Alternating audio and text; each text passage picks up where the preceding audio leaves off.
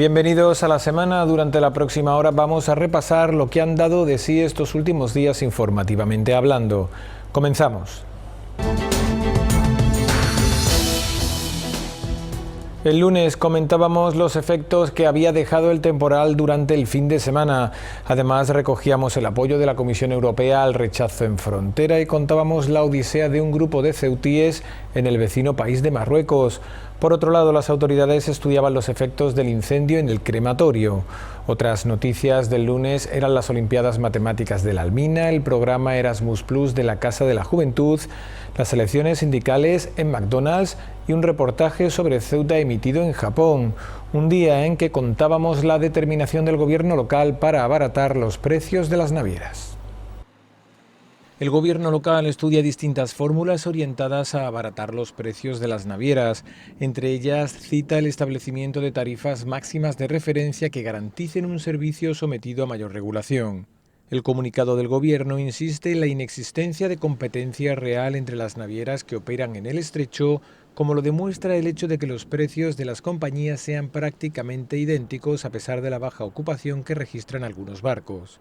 Además, el gobierno mantiene que existe margen suficiente para acometer una reducción de precios de las tarifas sin que ello suponga un perjuicio para las navieras ni exija la bajada de las tasas portuarias. Es decir, sin que tenga que pedirse un esfuerzo adicional a las arcas públicas que, según recuerda el Ejecutivo, ya hacen un esfuerzo más que notable a través del contrato de la línea de interés público y de la bonificación a los residentes. Según el gobierno local, el Estado financia actualmente con 16 millones de euros las bonificaciones a los residentes ceutíes y destina otros 2 millones al contrato del servicio de interés público. Por último, el Ejecutivo local apunta a lo que denomina demanda cautiva, es decir, los ciudadanos de Ceuta, de los cuales, según dice, es fácil abusar. Por todo ello, el gobierno de la ciudad no se va a resignar. El fuerte temporal de Levante ha dejado por momentos incomunicada a Ceuta este fin de semana. Incluso el ferry de Balearia, Paseo per Formentera, tuvo que anular sus rotaciones en la madrugada del sábado. La cancelación de los servicios provocó que algunas personas permanecieran en la estación marítima a la espera de la reanudación del transporte marítimo, que se restableció en la madrugada del domingo mediante el Paseo per Formentera primero y luego de manera escalonada el resto de las embarcaciones. En el estrecho se registraron ráfagas de viento de 70 km por hora y olas superiores a los 4 metros. De la considerable mejoría del domingo, la situación meteorológica ha cambiado notablemente hoy lunes con la presencia de viento flojo variable. Fin de semana intenso para el cuerpo de bomberos, que tuvo que realizar diversas salidas debido al fuerte viento de levante. La intervención más común fue la motivada por el desprendimiento de cascotes y otros objetos en viviendas y otras instalaciones. Es el caso de la actuación realizada en González de la Vega. Efectivos del 6 también se desplazaron hasta el estadio de fútbol del José Benoliel en la barriada Pedro Lamata, al objeto de asegurar unas vallas metálicas que con el viento podían provocar alguna incidencia. Igualmente se produjo la caída de un árbol en Virgen de África. Una de las intervenciones más espectaculares se produjo en el recinto. Un poste eléctrico mal fijado y que se movía constantemente por el viento tuvo que ser derribado por los bomberos para evitar una posible situación de peligro.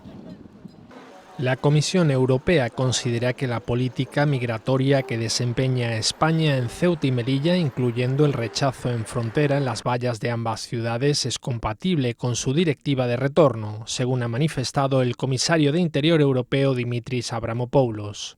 Avramopoulos añadió que la Comisión considera la reciente creación en las fronteras de Ceuta y Melilla de oficinas en las que los nacionales de terceros países pueden presentar su solicitud de asilo un elemento positivo para garantizar el respeto del principio de no devolución.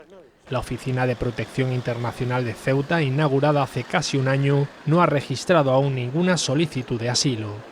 El comisario europeo, que tenía previsto desplazarse a Ceuta y Melilla para conocer de primera mano la política migratoria de las ciudades autónomas, ha señalado que ese viaje no está actualmente dentro de sus planes inmediatos.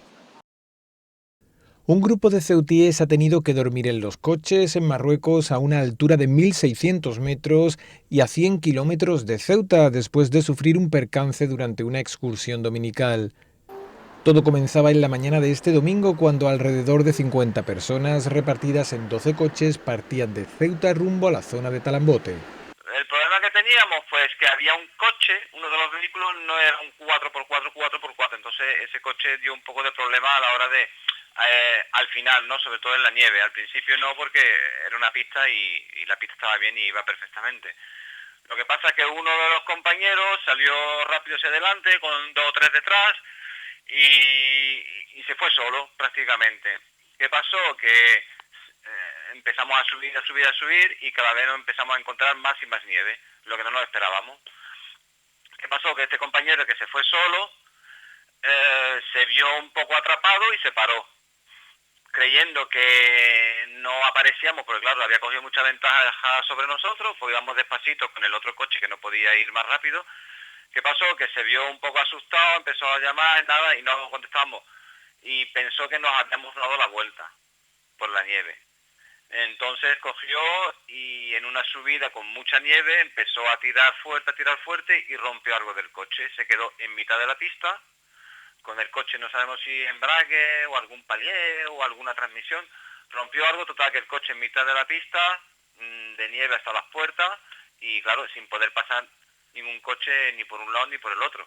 El resto de coches aparecían más tarde, ya que avanzaban despacio esperando al vehículo que no era un 4x4. Al cabo de la hora sí, llegamos nosotros a donde estaba él, a duras penas también, por culpa del coche este, y ya claro, ya se encontró mejor, porque claro, estaba un poco asustado de haberse encontrado ahí solo.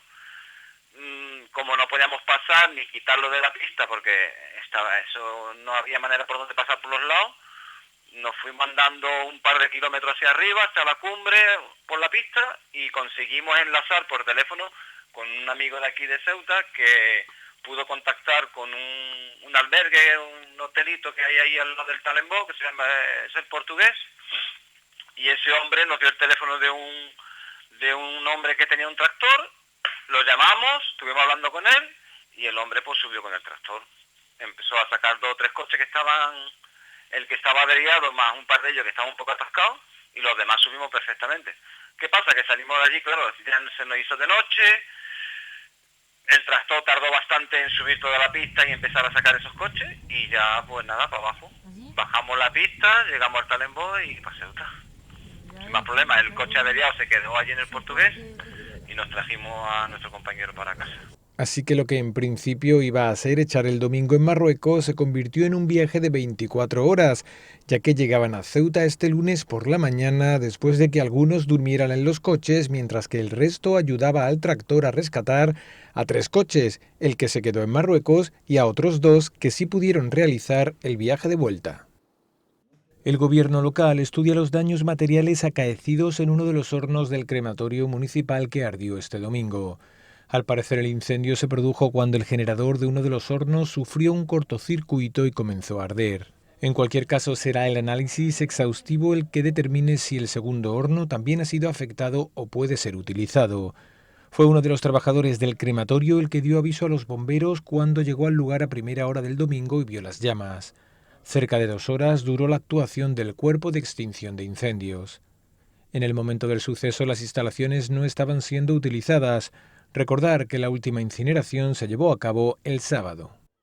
Desde 1999 lleva el Instituto Alminaz celebrando estas Olimpiadas Matemáticas, una actividad que lo que pretende es que los alumnos se diviertan resolviendo problemas. Y lo que pretendemos con esta actividad pues es fomentar el gusto por las matemáticas de los alumnos y que trabajen en pareja, el trabajo colaborativo. La prueba ha contado este año con una aceptable participación de 76 alumnos que por parejas se distribuyen en 3 niveles. Y lo que consiste pues es se le plantean a los alumnos 3 pruebas, una para nivel 1, primero y segundo de la ESO, otra para el 2, tercero y cuarto y la tercera para bachillerato. Se le plantean 4 problemas que tienen que resolver de forma razonada. Álvaro y Alejandro son alumnos de segundo de bachillerato de Ciencias Sociales y reconocen que es una forma mucho más divertida de aplicar las matemáticas de lo habitual. Son entretenidas, sí, la verdad. Se pasa un buen rato. ¿Mejor que en clase, por ejemplo? Sí, mejor que en clase. Es otro tipo de ambiente. Aquí es más tranquilo, más amigable. Yo pienso que en clase es una obligación y esto mayormente por tu propia voluntad y aparte que te comes un poco la cabeza, por decirlo así. Y como en toda Olimpiada, habrá unos ganadores. Para las 3 primeras parejas se les va a dar una medalla, emulando la medalla de oro, de plata y de bronce, se les da un diploma y también pues se les invita a un desayuno en una cafetería de la ciudad. Pero también al resto de los alumnos pues se le da un diploma también en el que figura que son cuartos, porque este concurso tiene la filosofía de que nadie pierde. La Consejería de Juventud, mediante la Casa de la Juventud y con la colaboración de la Agencia Nacional Española del Programa Comunitario Erasmus Plus Juventud de Nación, llevará a cabo la acción formativa sobre cómo mejorar habilidades de liderazgo entre el 10 y el 15 de mayo. El programa Erasmus Plus Juventud de Nación, ya tenemos aprobado para el mes de mayo un seminario internacional sobre cómo desarrollar el liderazgo a nivel de ámbitos de la juventud para técnicos de asociaciones, jóvenes interesado en la formación de grupos de jóvenes. Capacitar y promover la inclusión y la ciudadanía activa de los jóvenes con menos oportunidades en el campo de trabajo juvenil internacional. El uso de la educación no formal para promover los valores de la Unión Europea y del propio programa Erasmus Plus. Fomentar el diálogo intercultural y el aprecio de la diversidad son algunos de los objetivos de esta iniciativa. Esto es para nosotros una gran satisfacción porque lo hemos solicitado, se nos ha concedido y por lo tanto pues habrá unos 25 jóvenes de diferentes países de Europa junto con los jóvenes de Ceuta pues trabajando durante una semana entera en el mes de mayo el tema del liderazgo en el ámbito de la juventud y cómo desarrollar la participación del joven. Los interesados tendrán que inscribirse previamente y tienen de plazo hasta el 14 de marzo. La empresa McDonald's ha celebrado elecciones sindicales entre sus trabajadores. Han concurrido Comisiones Obreras y CESID, obteniendo los 3 representantes comisiones con 28, 22 y 14 votos, mientras que CESID, como ya le sucediera hace unos días en la empresa de autobuses, se ha quedado a tan solo un voto de obtener representación, ya que su candidata obtuvo 13 sufragios.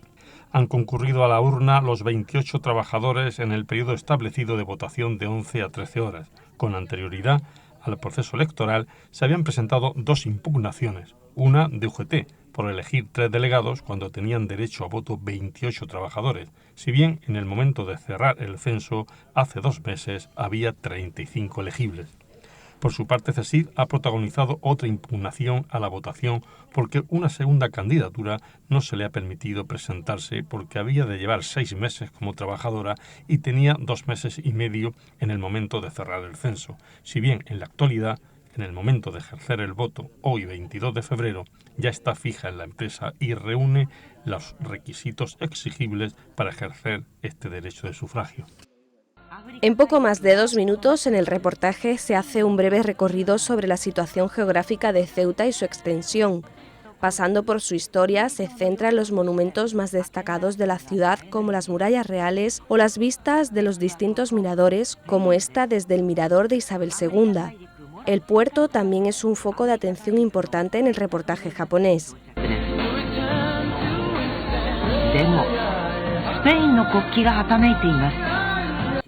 Pero si hay un lugar que parece llamarles la atención por encima de los demás es nuestro mercado, donde un reportero se adentra para admirar el género en la zona de pescados y mariscos o incluso donde compra especias morunas. Hasta que el reportero japonés descubre el jamón y no puede resistir la tentación de probarlo.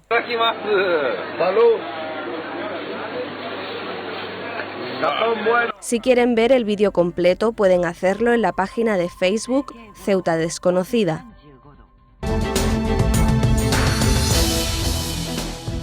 El martes el senador Guillermo Martínez defendía la importancia de la Cámara Alta. Además tenía lugar pleno en la Asamblea y por otro lado conocíamos los proyectos para el puerto ceutí. Por último, el Colegio Severo Ochoa celebraba su Semana de la Cultura mientras que contábamos las últimas actuaciones de la policía local, un día en que tenía lugar una operación antiyihadista. El Ministerio del Interior ha calificado a la red desarticulada como muy activa y perfectamente organizada y jerarquizada. En la operación se ha detenido a 4 personas, una en Nador de nacionalidad marroquí y 3 en Ceuta de nacionalidad española. Cada componente tenía un rol determinado, estando la dirección compartida por 2 de los detenidos quienes ejercían de mentores de la doctrina radical yihadista en Ceuta. El tercero llevaba a cabo labores de apoyo en todo lo que los dirigentes le solicitaran. Uno de los detenidos en la ciudad había recibido formación militar y de combate en campos de entrenamiento de Afganistán, donde estuvo combatiendo hasta que en el año 2002 fue detenido y pasó 2 años en el centro de detención de Guantánamo. Otro, destacado por su papel carismático y referente doctrinal en la comunidad radical en la zona, mostraba su compromiso y lealtad al Daesh, siendo capaz de convertirse en un mártir de la causa como ya hizo su hermano en un acto suicida en Siria. El grupo se vertía de Internet, redes sociales y blogs terroristas restringidos para ejercer una intensa labor de apología del Daesh. Los arrestados habían establecido en Ceuta y en Marruecos una infraestructura de captación, adoctrinamiento, radicalización y envío de yihadistas para su integración en la organización terrorista. Sobre todo se habían centrado en menores de los que obtenían un total compromiso y sometimiento al ideario terrorista. Los detenidos tenían plena voluntad y decisión de realizar acciones terroristas en territorio español. Habían gestionado contactos en su entorno que les facilitaban la adquisición de armas y sustancias para fabricar explosivos. Las reuniones se hacían en el domicilio y un local comercial que regentaba uno de los líderes de la célula. En estos encuentros instruían sobre las medidas de seguridad a adoptar en su dedicación a la organización terrorista, estableciendo puntos de vigilancia en las zonas de reunión, llevándolas a cabo a altas horas de la madrugada en ausencia total de comunicaciones telefónicas y usando un lenguaje cifrado, medidas que recogen diferentes manuales de seguridad que el Daesh ha difundido. Hay que destacar que esta operación policial ha sido fruto de la buena relación que mantienen España y Marruecos en materia antiterrorista. En España, las labores de supervisión y dirección han sido llevadas a cabo por el Juzgado Central de Instrucción número 5 y coordinación de la Fiscalía de la Audiencia Nacional. Ante las voces que piden una reforma del Senado, uno de nuestros representantes en la Cámara Alta, Guillermo Martínez, ha defendido la importancia que tiene dicha Cámara en nuestro ordenamiento constitucional. Para empezar, todas las normas, antes de ser aprobadas, deben pasar por el Senado. Bueno, yo creo que indudablemente el Congreso es la Cámara que lleva la voz cantante, ¿no? Lo estamos viendo en estos días para la elección del propio Gobierno, del presidente del Gobierno y la constitución de un Ejecutivo, pero el Senado es una Cámara ciertamente importante, ¿no? Es una Cámara de segunda lectura de la normativa, es decir, todas las normas para que se aprueben al final tienen que pasar por el Senado y las tenemos que aprobar nosotros y las tenemos que repasar nosotros, ¿no? Con lo cual ahí también es una opción de mejorar los textos normativos que vengan del Congreso y nosotros pues enmendarlos o incluso vetarlos, ¿no? Hay que citar además la potestad de control al Gobierno que ostentan los senadores. Los senadores tenemos la posibilidad de llamar al presidente del Gobierno, a los ministros, interpelarles y presentarles mociones y preguntarles por cualquier proyecto, ¿no? Pongamos el caso de que hubiera un gobierno del que fuera, pero un gobierno de Pedro Sánchez y con Podemos, bueno, pues nosotros desde nuestros escaños vamos a poder hacer un seguimiento directo de la acción de gobierno y preguntarle cada 15 días al ministro de turno o al presidente del Gobierno por cualquier proyecto que afecte a Ceuta, ¿no?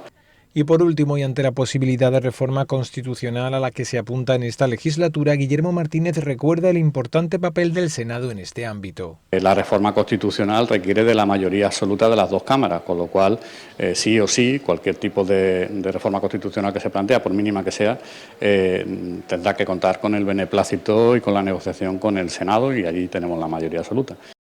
El asunto del día en el pleno ordinario de este mes ha sido el que afecta a la actividad comercial de los bultos de los fardos por la frontera y la forma en cómo se produce.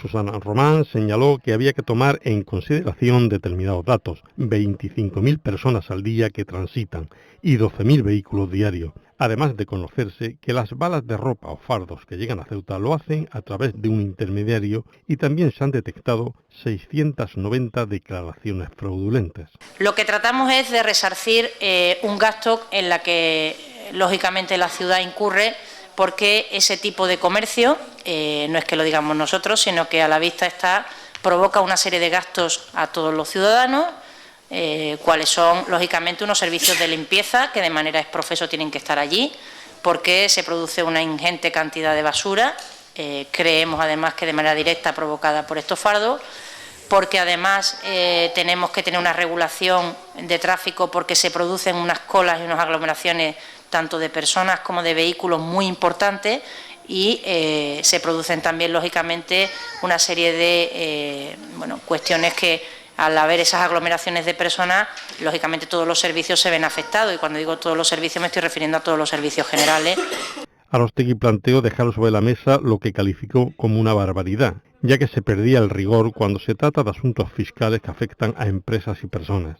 El rigor no se puede ni se debe perder cuando se trata de asuntos fiscales que afectan a la economía de las personas y de las empresas, que tienen, por tanto, una enorme trascendencia y que deben estar siempre informados por los principios de seguridad jurídica, de acatamiento riguroso a las leyes y, en el caso de los tipos aplicables, también a parámetros económicos ineludibles. Fátima Ahmed aludió a que en el informe que aportaba el Gobierno en el expediente era incorrecto al evaluar los gastos. Tal y como está el expediente, y así se lo expusimos a la consejera el día de la Comisión de Hacienda, con lo cual no se puede llamar a engaño, consideramos que si no es ilegal tal y como está establecido, sí que roza la ilegalidad. Juan Vivas cerró el debate matizando la votación sobre tan controvertido asunto. Por mucha importancia que tenga, esto no deja de ser lo de hoy un asunto de trámite. Esto no se va a perfeccionar hasta que se exponga al público y hasta que no se vuelva a este pleno a aprobarlo definitivamente, habiendo analizado todos los argumentos que aquí se están esgrimiendo hoy, pero de manera mucho más consistente, tanto los jurídicos como los de oportunidad. Emilio Carrera expuso la modificación de la Ordenanza Municipal de Uso y Aprovechamiento de las Playas, ya que data de mayo de 2002 y requiere acotar la distancia de la pesca de los bañistas, así como su fomento y protección, y cómo evitar algunos vacíos en la misma normativa. Si bien en los espigones existentes en las playas podrá realizarse durante todo el año, siempre que exista una distancia de al menos 30 metros hasta la orilla. El artículo 23, por lo tanto, quedaría de esta manera: la realización de la actividad de pesca desde los espigones durante los meses de mayo-septiembre, es decir, en esos meses de utilización masiva de las playas, solo podrá realizarse, además de a 30 metros hasta la orilla, de 21 horas a 9 de la mañana. Pero se liberalizaría la utilización de las playas en época en que la utilización no es masiva, siempre poniendo por delante el derecho del bañista, naturalmente, al derecho del pescador. Todos los grupos se mostraron favorables y Fátima Ahmed destacó que se incluyera el lenguaje de género sobre el que se pronunció Carreira. Quiero decirles que es posible que me enmiende a mí mismo, pero no en el sentido negativo, sino en el sentido positivo. Es una cosa que se me ha surgido de última hora, o que hemos detectado de última hora respecto de la práctica de la pesca, ¿no?, deportiva. No sé si está regulado en alguna otra ordenanza, pero si no lo está, lo incluiremos en esta. Y es la obligación de todos aquellos que practiquen pesca, fundamentalmente desde los espigones, de que los dejen en perfecto estado de revista. Porque sí hemos detectado que el uso de la pesca conlleva también la acumulación de residuos, porque hay personas que utilizan muchas horas para pescar, es un deporte más bien de sosiego, y pues llevan no solamente lo que son los propios instrumentos para la pesca o los cebos, sino también bebidas, envases, etcétera, etcétera, que acaban quedando depositados en muchos lugares donde se practica la pesca. Al final, con la abstención del MDIC, que trataba de escuchar opiniones de los afectados y aportar datos que complemente la normativa posteriormente, el pronunciamiento fue favorable a esta propuesta del Gobierno. La consejera de Economía y Hacienda dio a conocer la petición del Ministerio de Defensa de que se le cobre la recogida de residuos, asunto sobre el que el PSOE se mostró favorable, mientras que Aróstegui estimó que la cuantificación de la tasa no se había hecho de manera correcta. Y además creemos que este cálculo, que este informe puede ocasionar otro tipo de problemas derivados, ¿no?, y sucesivos pleitos, ¿no? Por tanto, nos parece que la forma en que se ha hecho este cálculo es equivocada. Y lo que hay que hacer es establecer los mismos parámetros que se utilizan en esa ordenanza para cuantificar la tasa que se aplica al resto de empresas, industrias y también viviendas particulares. Fátima Ahmed aludió al pago actual, que supone la mitad de lo que abonaba Defensa por el mismo servicio, y sin especificar el número de instalaciones que habrían de cubrirse. En la redacción, que a nosotros nos parece demasiado amplia, lo que se establece es acuartelamientos e instalaciones dependientes del Ministerio de Defensa, 40.935 euros. Nosotros consideramos que cabe la posibilidad, tal y como está ahora mismo redactado, de que el Ministerio de Defensa considere que todas sus instalaciones puedan estar incluidas. Ciudadanos señaló que hasta diciembre Defensa tenía su propio contrato de recogida de basura, indicando que le quedaba patente la motivación económica. Susana Román, por su parte, dijo que los servicios técnicos sí han fijado los lugares de recogida, matizando que se cobra una tasa regulada y no un plus.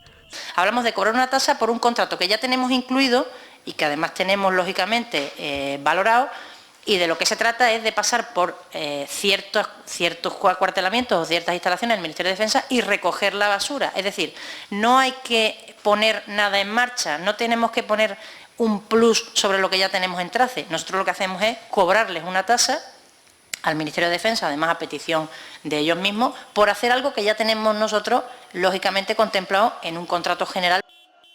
La inversión destinada al muelle de la Puntilla va encaminada a ganar calado, lo que supondrá mayor agilidad en las operaciones de descarga. Las operaciones de descarga estaban limitadas a razones de calado del puerto. En la tercera alineación de dique poniente se va a hacer esta actuación, que es con la ejecución de un cajón del orden de unos 72 metros de eslora, que va a proporcionar al puerto mejorar el calado y pasar desde los 10 metros a los 13 metros y medio, y con lo cual 2 operaciones de descarga se podrán hacer en una.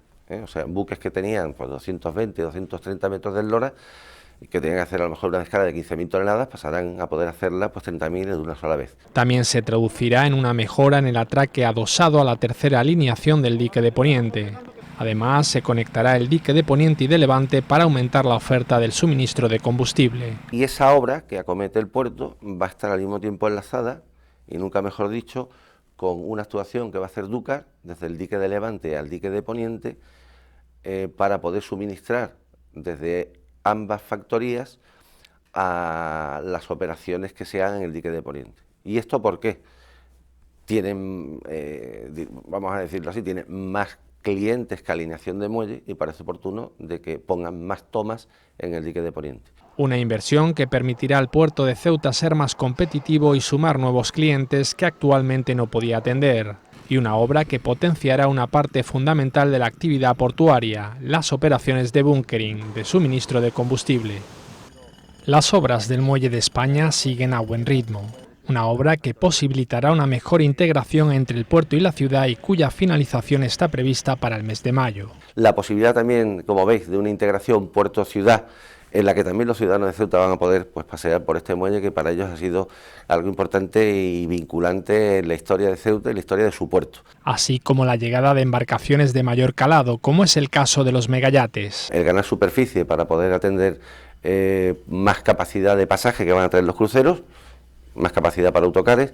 Las obras incluyen un acondicionamiento del acceso al muelle y un cambio en las defensas de atraque más robustas y de los norais para los amarres de mayor tamaño. Una serie de modificaciones en la infraestructura para tener mayor capacidad de atender a buques de mayor eslora y de mayor envergadura.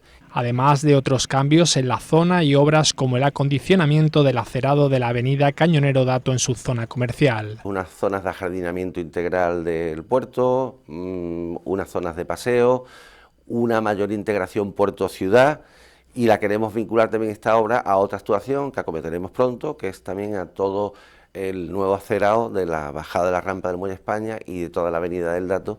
Las naves comerciales afectadas por la transformación y mejora del Muelle de España desarrollan ahora sus actividades en el polígono comercial junto al antiguo terreno de Urbaser. La policía local ha detenido a 2 marroquíes acusados de sustraer una motocicleta. Estos fueron localizados en el arroyo Paneque y al ver a los agentes tiraron el ciclomotor y se dieron a la fuga. Una vez detenidos fueron trasladados a comisaría donde se instruyeron diligencias. La motocicleta fue trasladada a las dependencias de la policía local, dándose aviso al propietario de la misma. Los agentes de la local también han detenido a un individuo que conducía su vehículo en estado de embriaguez en la explanada de Juan 23. Dichos agentes comprobaron que en el asiento del copiloto había una botella de whisky medio vacía. No pudieron realizarle la prueba de alcoholemia dado el mal estado de dicho ciudadano. Y por último, citar que los agentes han denunciado a un total de 7 personas por tenencia y consumo de sustancias estupefacientes en la vía pública. Del 23 al 26 de febrero, el Colegio Severo Ochoa vivirá sus particulares Olimpiadas en conmemoración de la Semana de la Cultura. Realizamos tanto competiciones deportivas a todos los niveles, unos de infantil, primaria, secundaria y también de la formación profesional que tenemos, pero también, como somos un centro educativo, aprovechamos para hacer competiciones científicas y culturales, cifras y letras, concursos de vocabulario, de cálculo mental, ajedrez, damas, en fin, multitud de competiciones para que ellos compitan y aprendan a trabajar en equipo y a luchar por un objetivo. Todo el colegio lleva tiempo trabajando para estas Olimpiadas en una fase de preliminares. Hemos dividido a todos los alumnos por continentes, todos los alumnos pertenecen a uno de los 5 continentes y al final haremos un medallero y le diremos cuál es el continente que ha ganado. Cada aula, cada profesor, dependiendo de la implicación que hayan tenido y del tiempo cada uno, han realizado también competiciones, también distribuidas por continente, con sus alumnos. Y cada una de esas competiciones después también influye en el medallero final. Se han organizado concursos de biología, matemáticas, lengua o de debate. En ellos los alumnos se han ayudado unos a otros aportando cada uno lo mejor de sí mismos. También han concursado en categoría de carteles, mascotas o antorchas. Con todas estas actividades los alumnos se han mostrado más que satisfechos. Los alumnos encantados. Si fuera por ello todo el mundo participaría en todas las competiciones. Hemos hecho que ellos decidan quiénes son los que compiten en qué actividades, para que todo el mundo compita por su equipo, por su clase y al final por el continente. El jueves será la entrega de medallas y el viernes celebrarán una verbena conmemorativa de todos los actos realizados. Gracias a estas actividades, además de pasarlo bien, los alumnos aprenden a trabajar en equipo, prestarse ayuda y esforzarse en común para conseguir un objetivo. El miércoles tenía lugar otro pleno, en este caso de control. Por otro lado, hablábamos del Laboratorio de Salud Pública, de la ocupación hotelera, de la última actuación de la Guardia Civil, del plazo de matrícula en el Instituto de Idiomas, así como de las peticiones de Jóvenes Caballas, un día en que los trabajadores de Trace anunciaban la huelga. Los trabajadores de Trace afirman que ha sido la actitud de la empresa la que ha motivado esta convocatoria de huelga indefinida. Ambas partes se reunieron este martes para negociar el convenio y, según Francisco Mur, Trace solo buscaba aprobar retrocesos en derechos sociales y en el ámbito económico. Despidos en la cual la empresa crea oportuno, ¿vale? Por el tema de volumen de trabajo en temporada, cuando hay temporada de verano y temporada de invierno, ¿vale? O temporada alta y temporada baja. Cuando yo creo oportuno que hay un excedente de personas, bueno, pues las echa y cuando te haya contratado, pues contrataría, ¿vale? El tema de las vacaciones, los asuntos propios, bueno, pues tú te vas de vacaciones y te vas de asuntos propios cuando yo lo crea oportuno. El tema de mejoras sociales, como son unas gafas, unas dentaduras y eso, bueno, pues que la ha recortado totalmente. Entonces, claro, nosotros no estamos dispuestos a negociar ese preámbulo de peticiones por parte de la empresa. La huelga indefinida comenzará el 18 de marzo a las 23:55 horas. Solo un cambio de actitud de Trace podría lograr la desconvocatoria de la protesta. Básicamente lo que nosotros creemos es que quieren coger el convenio y transformarlo al pliego de condiciones, ¿vale? Porque el pliego de condiciones ha sido un error desde el inicio. El Ayuntamiento lo ha reconocido públicamente. El Ayuntamiento lo ha reconocido una vez, 2 veces, de hecho ha sido el 10% que se entregó. Pero sigue empecinado en ese pliego de condiciones, lo cual nosotros no estamos de acuerdo. No estamos de acuerdo puesto que, insisto, este contrato valía antes mucho más dinero, ¿vale? El cual ahora se le ha seguido dándole un recorte y las exigencias por parte de la ciudad son más o las mismas que en el anterior contrato. Los trabajadores recuerdan que están abiertos al diálogo, pero no a la imposición.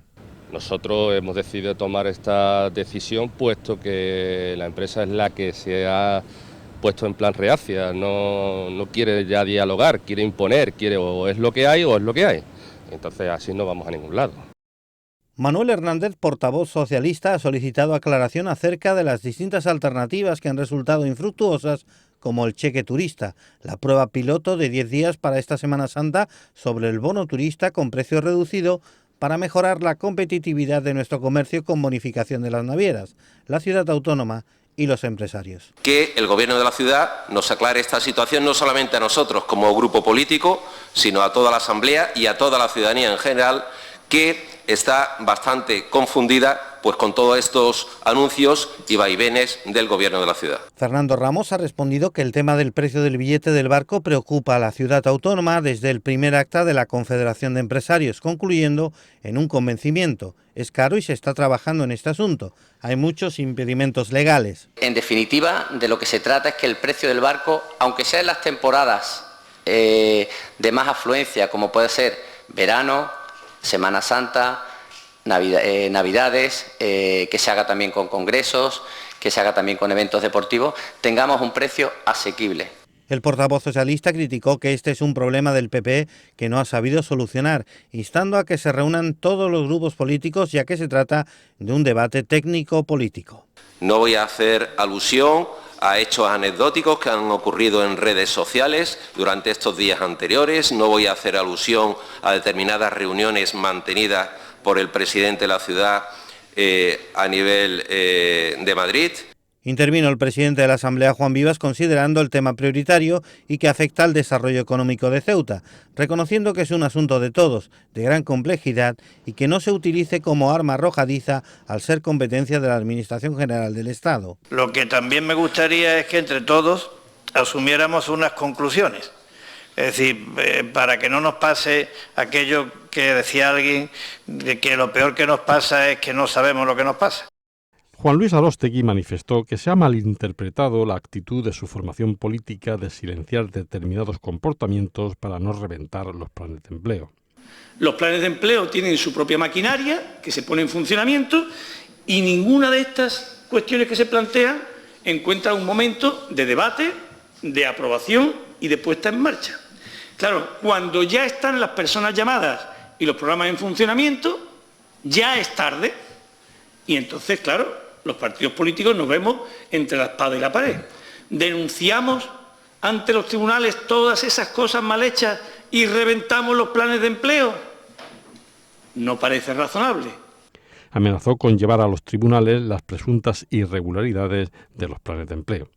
Juan Vivas afirmó que no hay un componente de injusticia en estos planes y que los errores del mecanismo no son provocados. La voluntad del Gobierno es transparentar los planes de empleo y su gestión hasta el límite de lo absoluto. Entre otras cosas porque yo sí quiero que quede claro que los errores que se puedan cometer en la configuración de las memorias y en los criterios de selección en ningún caso van en beneficio del Gobierno, porque el Gobierno pretenda enchufar a nadie a través de los planes de empleo. Desmintió también que pudiera darse manipulación política en la selección de personal y dijo que no olvidan el componente social. De ahí que un 35 o 40% vaya destinado a personas en riesgo de exclusión social y propugnó el llegar a un consenso. Había, yo creo que, una cuestión importante, que era que los planes de empleo superaran a la crisis económica, a la crisis presupuestaria, a las limitaciones. Y creo que eso lo hemos conseguido, señor Arostegui. Ahora se nos ha anunciado que para este año seguro, vamos a tener la misma cantidad que tuvimos el año pasado. Luego yo creo que hemos atravesado este periodo de limitaciones presupuestarias sin que los planes de empleo se hayan visto afectados por la política generalizada de ajuste que ha habido inevitablemente que aplicar en el conjunto de la nación. Luego la cantidad que era esa cuestión se ha conseguido. La Dirección Territorial del Ingesa comunicó a primeros de mes que una empresa privada, el grupo Oncosur, a través de la clínica Radón, estaba interesada en instalarse en Ceuta. En una reunión a tres bandas, en delegación del Gobierno, se conoció la disposición de la empresa privada y los pormenores de implantarse en nuestra ciudad, construir y poner en marcha las instalaciones con una inversión millonaria y unos oncólogos que trabajan en otros centros de Andalucía, con lo que no estarían por debajo de las ratios de 400-500 pacientes vertientes para garantizar una atención de calidad. La ciudad se mostró dispuesta a sacar a subasta un solar a un precio asequible, dado los fines sociales de este proyecto de instalaciones sanitarias, y a subvencionar con 300.000 euros el mismo, cantidad similar que hubiera supuesto el traslado de farmacéuticas a la península a través de Catelicópteros. Que ellos estaban dispuestos a asumir la inversión. Y ellos estaban dispuestos además a adquirir, por un procedimiento de subasta, la parcela del ayuntamiento o de la ciudad necesaria para montar eso. Porque, como usted bien sabe, el ayuntamiento no puede transmitir suelo, aun cuando sea para una finalidad de esta naturaleza, como no sea mediante subasta. Por otra parte, el Ingesa ya abona 600.000 euros anuales por el tratamiento que recibe un centenar largo de pacientes de cáncer al otro lado del estrecho y 100.000 más en concepto de dietas y traslados, con lo que el 1.000.000 de euros es el coste del mantenimiento anual de la unidad local de radioterapia. La empresa privada calcula que necesita un año para poner en marcha este proyecto. Si en 2013 el Laboratorio de Salud Pública logró la acreditación para determinaciones analíticas en agua de consumo para pH y conductividad, ahora lo ha conseguido para bacterias aerobias a 22 grados, coliformes totales, Escherichia coli, enterococos fecales y Clostridium perfringens. Este éxito se suma a una larga lista de avances que comenzó en 2002, cuando el Laboratorio de Salud Pública se propuso lograr una mayor satisfacción y confianza de los ciudadanos, mejorar el conocimiento de los procesos y aumentar el compromiso del personal encargado de ese control sanitario de las aguas que bebemos y en las que nos bañamos, incluyendo en estas últimas las playas y piscinas de uso público. Inició para ello la implantación de un sistema de gestión de la calidad que ha ido conservando en cada evaluación a la que se ha visto sometido. En aras del objetivo de mejorar la calidad de sus productos, obtuvo en 2003 la ISO 9001-2008 que concede AENOR, con alcance al control analítico de las aguas de consumo humano y las aguas de baño, sistema que ha venido conservando. Después de eso, con el objeto de demostrar a la ciudadanía que las actividades analíticas del laboratorio son conformes a las normas de calidad existentes, empezó la tarea de comprobación de la competencia técnica. Agentes de la Guardia Civil de Algeciras han interceptado 140.975 euros ocultos en 2 botes de detergente que eran transportados por una ciudadana marroquí que viajaba con destino a Ceuta. La intervención se desarrolló en el control de embarque de vehículos. La conductora de un Volkswagen Golf perdió los nervios cuando los agentes le solicitaron la documentación. Tras revisar el vehículo, hallaron en su interior 2 botes de detergente, en los que se encontraban envueltos en plástico varios paquetes de billetes. La propietaria del coche alegó que una persona le había dado los envases de detergente para que los llevase en su vehículo hasta el barco. La mujer ha sido denunciada y se investiga el origen del dinero intervenido, que ha quedado depositado en una entidad financiera hasta que se determine la procedencia del mismo. Ceuta se sitúa por encima de Madrid, Valencia o las Islas Baleares en cuanto a ocupación hotelera durante el primer mes de 2016. La media nacional de 43,5% es superada por nuestra ciudad, que representa un 60,1%, quizá gracias al turismo que ha recibido procedente de Marruecos en la pasada campaña de rebajas de invierno. El precio por habitación de hotel ha bajado unos 8 euros con respecto al mes de enero de 2015, siendo de 64,5 euros, casi 9 euros por debajo de la media nacional. Sin embargo, han subido en 16 euros con respecto al pasado año los ingresos por habitación disponible, que se coloca en 39 euros. Solo se sitúa por encima de Ceuta las Islas Canarias, que registran una ocupación hotelera del 74,4% durante el mes de enero del presente año. Desde 1997, el Instituto de Idiomas es centro preparador y donde se pueden realizar los exámenes de la Universidad de Cambridge. Cada año, más de 3 millones de personas se presentan a estos exámenes con diferentes fines, ya sea para mejorar sus perspectivas de empleo, acreditar su educación o como preparativo para viajar o vivir en el extranjero. Los exámenes cubren las 4 habilidades lingüísticas, comprensión auditiva, habla, lectura y escritura, y evalúan la capacidad del estudiante en el uso del idioma. Este año será el 5º que se realicen los exámenes para los más pequeños, llamados Young Learners, diseñados para niños de 7 a 12 años. En Ceuta, el plazo de matrícula estará abierto hasta el 14 de abril para los exámenes superiores, C1 y C2, hasta el 3 de mayo para los niveles A2, B1 y B2, y hasta el 27 de mayo para las Young Learners. Las fechas de los exámenes son inamovibles, ya que se realizan el mismo día en todo el mundo. Será durante el mes de junio en horario de mañana y para los pequeños en horario de tarde.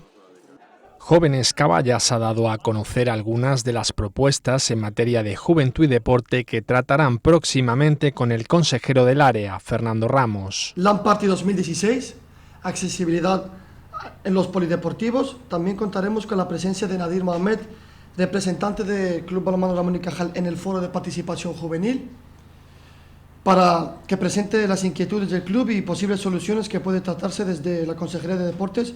La ciudadanía también podrá trasladar preguntas y plantear propuestas al consejero mediante la reunión que mantendrá con Jóvenes Caballas el día 3 de marzo a las 18:30 horas en la Casa de la Juventud. Nosotros cogeremos todas esas preguntas y las incluiremos dentro de todas nuestras cuestiones que nosotros veamos que son las necesarias. La mayor parte de las propuestas a presentar ya figuraban en el plan integral que Jóvenes Caballas planteó junto a la ciudadanía ceutí. Ahora confían en que Ramos las tenga en cuenta. El jueves varios eran los asuntos que centraban nuestra atención, entre ellos la Gala del Arte y la Cultura, la campaña en los colegios con motivo del Día Mundial del Agua, el estado de las polémicas baldosas del centro de la ciudad, la votación de la militancia del PSOE o un nuevo detenido en nuestra ciudad. La Guardia Civil ha detenido esta madrugada en Ceuta a un joven de 20 años, natural de Tánger, por realizar labores de difusión de propaganda y enaltecimiento de la banda terrorista Daesh. El joven desarrollaba su actividad a través de numerosas cuentas en redes sociales que él mismo administraba. Estaba siendo investigado por la radicalidad de los contenidos y durante la investigación la Guardia Civil detectó que el arrestado estaba sufriendo un profundo proceso de radicalización, ya que compartía vídeos difundidos por el Daesh con discursos de sus líderes, incluso con imágenes de ejecuciones a prisioneros. El detenido además publicaba numerosas imágenes de simpatizantes del grupo terrorista en zonas de conflicto o en sus lugares de residencia, llegando incluso a mostrar una imagen de sí mismo empuñando una pistola. Ahora se van a investigar los dispositivos informáticos intervenidos para conocer con más detalle ese proceso de radicalización del detenido y si en él intervinieron otras personas tanto dentro como fuera de nuestro país. La operación ha sido realizada bajo la dirección del Juzgado de Instrucción número 1 y la coordinación de la Fiscalía de la Audiencia Nacional. La interpelación presentada por Caballas a través de su diputado Mohamed Haidor, que requirió explicaciones por la no sustitución de las baldosas deslizantes en el centro de la ciudad, fue replicada por el consejero de Fomento para declarar que no han estado de brazos cruzados durante todo este tiempo. Es verdad que todavía no le hemos dado la solución a fecha de hoy, pero eso va a cambiar dentro de poco. Me tengo que remontar al año 2004 cuando se construyó y cuando se puso ese suelo, y en ese momento sí que cumplía con la legalidad vigente y los ensayos que se realizaron para ver el grado de resbaladicidad pues no presentaron ningún tipo de incidencia. Por tanto, no es una cuestión que desde su construcción se diera. ¿Qué ocurre?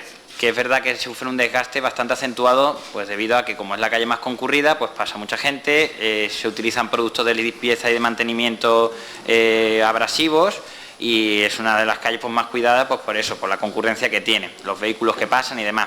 Después matizó que pese al tratamiento con productos químicos especiales, fallaba la durabilidad de las baldosas y reconoció que se está evitando cambiar las mismas porque es muy incómodo levantar el Paseo del Rebellín. Pues ya en la Consejería de Medio Ambiente, que era la competente en la legislatura anterior, concretamente meses de febrero, marzo, abril de 2014, pues hicieron unos ensayos con unos productos químicos y también ensayos con un sistema de tratamiento mecánico de abujardamiento, que en principio sí parecía ser que conseguían reducir el grado de resbaladicidad, pero lo que fallaba era la durabilidad, que en poco tiempo volvía a ser deslizante. Por tanto, conlleva la necesidad de unos tratamientos y un mantenimiento bastante constante y costoso. Entonces, llegado ahora a esta legislatura, nos hemos dado cuenta de que no era suficiente para solucionar el problema. Lo que hemos evitado en todo momento es no cambiar las baldosas en la medida de lo posible, tenerlo como última solución, pues por una cuestión de pura lógica. Levantar la calle real entera, la del Rebellín, es bastante aparatoso e incómodo. Concluyó el consejero de Fomento que la solución a este problema llegará pronto. La combinación de los tratamientos químicos con unos ácidos que no habíamos utilizado anteriormente, con el tratamiento mecánico, que en vez de abujardamiento es el de devastación. Con eso, en las pruebas que hemos realizado, hemos conseguido que la piedra sea lo suficientemente rugosa y porosa para que no resbale, y además hemos conseguido que no pierda la estética, es decir, que no estropeemos el revellín entero. Esas pruebas se van a hacer. Y por su parte, el presidente de la Cámara de Comercio se muestra molesto por el hecho del perjuicio que está suponiendo a algunos empresarios al acotar el acceso a sus establecimientos para remodelar la situación. El presidente ha visitado el Colegio José Acosta, donde personal de la Consejería de Sanidad, Consumo y Menores ha impartido una charla sobre el área de sanidad ambiental y en concreto su laboratorio de salud pública que garantiza el buen estado del agua de consumo y de baño. Esta iniciativa se encuadra en las actividades organizadas en torno al Día Mundial del Agua, que es el 22 de marzo. Vivas ha hecho hincapié en la importancia del líquido elemento. Muchas veces abrimos el grifo y parece que eso no tiene trascendencia y que ese líquido que sale de ahí pues es importante, porque si nos ponemos a pensar, la vida no sería posible sin el agua. No tendríamos para beber, no tendríamos para asearnos, con lo cual la salud no estaría garantizada. El presidente también ha destacado la trascendencia de la labor que desarrolla el Laboratorio de Salud Pública. Estas personas que trabajan en los servicios del laboratorio del ayuntamiento, que trabajan en ACEMSA, que trabajan en todo lo que tiene que ver con el agua, que eso es lo que nos han traído, pues son personas que hacen un trabajo muy importante, porque procuran que el agua nos llegue todos los días a las casas y que por tanto podamos beber y que nos podamos lavar y que podamos tirar de la cisterna. Por último, un consejo a los alumnos del Colegio José Acosta. Y cuando voy teniendo años, cada vez me viene más a la mente una frase que viviréis y que conoceréis y que repetiréis, que es aquello de qué razón tenía mi maestra o qué razón tenía mi maestro. Por eso yo lo que os pido es que los consideréis, que los apreciéis y que les demostréis el cariño que se merecen, porque están procurando con vosotros hacer lo mejor que se puede hacer con una persona, transmitiros conocimiento para que podáis ser los dueños de vuestro destino. En el PSOE, desde que hay primarias y desde que los militantes eligen con su voto al secretario general, es sagrado el resultado, independientemente de que en los estatutos esté establecido que es vinculante o que no es vinculante. Cualquier consulta a los militantes, si no es vinculante legalmente, es vinculante moralmente. Y lo que salga de esa consulta, estoy seguro que es lo que el Comité Federal posteriormente va a ratificar punto por punto. Preguntado sobre el bloqueo de Pedro Sánchez a Rajoy negándose desde un principio a negociar con él, tras afirmar que se autoexcluyó al no aceptar optar a la investidura, dijo: no hay nada más imposible que lo que no se intenta. Si estos días el propio Partido Popular, que yo creo que empieza a aflorar más el enfado ante la situación que ninguna otra cosa, dice que algunas de las propuestas que hay en el programa ahora firmado por Ciudadanos y el PSOE estaría dispuesto al menos a estudiarlas, porque no hizo ese esfuerzo en los 40 días que Rajoy tuvo mano sobre mano en la Moncloa. El Conservatorio Profesional de Música Ángel García Ruiz recibió en la tarde de ayer el Premio de las Artes y la Cultura. El presidente de la ciudad, Juan Vivas, y la consejera de Cultura, Mabel Deu, entregaron la distinción al director del conservatorio, Germán Bonich. Este premio se nos entrega, lo digo de corazón, desde la ciudad, se nos entrega desde las administraciones, y por ello quería daros las gracias, no solo por la entrega del premio, sino por vuestro apoyo. Gracias por apoyar la cultura, gracias por apoyar las artes, muchísimas gracias por apoyar la música. Quisiera dedicar este premio a todos nuestros predecesores, a todas las personas que hicieron posible que que es nuestro conservatorio, hoy en día sea una realidad. El galardón de las artes y la cultura al conservatorio viene dado por la labor que esta institución realiza desde hace más de 80 años por la difusión de los valores que la música aporta al desarrollo de las personas y su contribución al enriquecimiento de la vida cultural de la ciudad. Y con el repaso a las noticias más destacadas que ofrecíamos el viernes, finalizamos nuestro recorrido a la semana. El Ejecutivo ceutí espera que TRACE llegue finalmente a un acuerdo con sus trabajadores y que logre impedir la huelga. Y es que, como confirma su portavoz, el Gobierno está preocupado. El Gobierno sí está preocupado, evidentemente, porque a nadie se nos escapa que, primero, ninguna huelga es deseable, pero además una huelga de limpieza ya sabemos los efectos que sobre la ciudadanía puede tener. En cuanto a un posible papel como mediador en el conflicto, el Gobierno no rehúye este papel. El Gobierno siempre estará dispuesto a mediar en cualquier conflicto en el que se le requiera, pero desde luego primero tendrán que ser los propios integrantes de esa negociación, repito, el comité de empresa y la propia empresa, la que solicite que pudiera mediar. Una posible mediación que, según Achuel, no consistiría en poner más dinero, sino en intentar acercar las posturas. En cualquier caso, el Ejecutivo espera que este conflicto no repercuta en la limpieza de la ciudad. La Administración procurará y estará muy vigilante en que se cumplan las condiciones del contrato. Las negociaciones que tenga que hacer la empresa con los trabajadores es el primer paso, digamos, para la solución de este tema. Si la Administración tuviese que actuar, pues actuaría. Ayer declararon ante el juez de la Audiencia Nacional, José de la Mata, los 3 ceutíes detenidos el pasado martes por pertenecer y colaborar con la organización terrorista Daesh. Su declaración era en calidad de investigados y la Fiscalía pedía prisión para los 3, acusados de formar parte de una red que operaba en España y Marruecos y tenía la firme voluntad de actuar ya en territorio nacional. Hamed Abderrahman, conocido como el talibán español, que estuvo preso 2 años en Guantánamo, rehusó declarar ante el juez, mientras que los otros 2 detenidos negaron tener vínculos con el terrorismo. Tras la declaración, el juez decretó ingreso en prisión incondicional para los 3. El taller sociosanitario ha contado con 2 certificados de profesionalidad, uno sobre cuidados a personas con discapacidad en instituciones y otro en domicilios. Es un taller de empleo, de promoción de la autonomía y atención a la dependencia. Consta de 2 certificados de profesionalidad. El primero es de cuidador de personas dependientes en instituciones y el segundo cuidador de personas dependientes en el domicilio. Han sido 14 alumnas mayores de 25 años y iba dirigido a desempleadas que llevaban bastante tiempo en desempleo. Y bueno, ha durado 6 meses. Hemos estado dando la teoría en la rampa de Abasto y luego las prácticas las han hecho en instituciones. En institución ha sido en la Casa de Nuestra Señora de los Ángeles, de los Hermanos Franciscanos de Cruz Blanca, y domicilio, pues domicilio pero de la misma entidad. Sobre este particular, las propias monitoras reconocen la facilidad que estos certificados otorgan para acceder al mercado laboral. Sí, porque obtienen 2 certificados de profesionalidad, entonces es muy posible que en breve la llamen a trabajar. Claro, es un servicio cada vez más demandado, por lo tanto es muy fácil que encuentren trabajo pronto. El secretario de Empleo y Formación, Alejandro Parodi, ha descrito el trabajo en este ámbito.